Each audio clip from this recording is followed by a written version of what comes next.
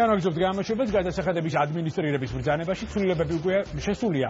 სწორედ ამ წუთებში აცნობს ქვეყნის მთავარი ფინანსისტი 30 ივნისს შესულ ცვლილებებს საერთაშორისო ორგანიზაციებს და ბიზნეს სექტორის წარმომადგენლებს. მას ასე თავს გულისხმობს გადასახადების ადმინისტრირების შესახებ ბრძანებაში შესული ცვლილებები. ჩვენი ჟურნალისტი ანი ცხოვრებოვა იმყოფება ადგილზე და პირდაპირ ეთერში გვერდება. ანი, მოგესალმებით და გისმენთ.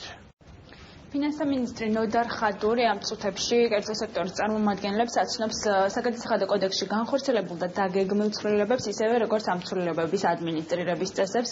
ჩვენ დავინტერესდით, როგორ აპირებს ფინანსთა მინისტრი გამოიყენოს ის უფლება, რომელიც მას სულ ერთი კვირის წინ მიენიჭა, რაც ეხება საჯარო გადაწყვეტილების გამოცემას, რაც გულისხმობს იმას, რომ ფინანსთა მინისტრი უფლებამოსილი იქნება გამოცეს კერძო საჯარო გადაწყვეტილება, სადაც აღწერილი იქნება თუ როგორ ხდება ამა თუ იმ საგადასახადო ნორმის ადმინისტრირება, თუ კი ის გაუგებრობას იწვევს ბიზნესში ბუნდოვანობის გამო და პასუხად მინისტრისგან მივიღეთ შემდეგ.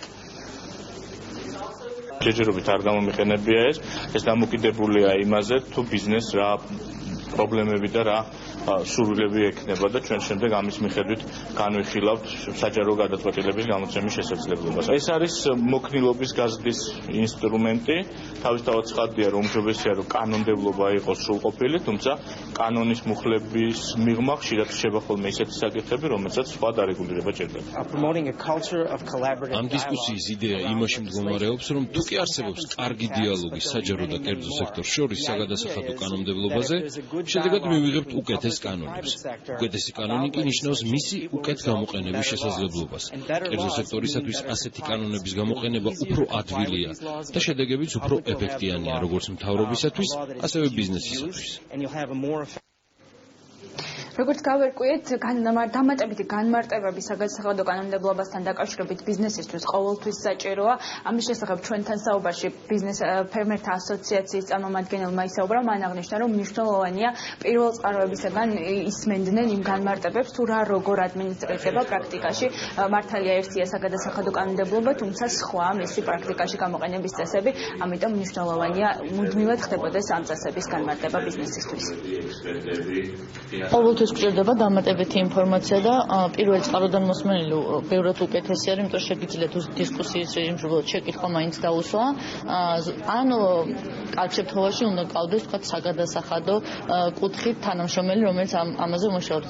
ფერმერულ მეურნეობებს ეს შესაძლებლობები ნაკლებად აქვთ ხოლმე, იქიდან გამომდინარე, რომ მაინც ღირადღირებული რესურსები. ან ზოგადად სოფლის მეურნეობაში კერძო საწარმოოში არის პრობლემები წარმოების დანაკარგის, რაც ძალიან მნიშვნელოვანი არის. კერძოდ რძის სექტორში მაგალითად ზაფხულში ამოდის ყველი 10 ლიტრიდან და ზამთარში 6 ლიტრიდან და საგადასახადო კუთხით ეს პრობლემას წარმოადგენს, როდესაც უკვე საგადასახადო შემოდის შემოწმებაზე. ვფიქრობ, ამაზეც გამახვილდება ყურადღება და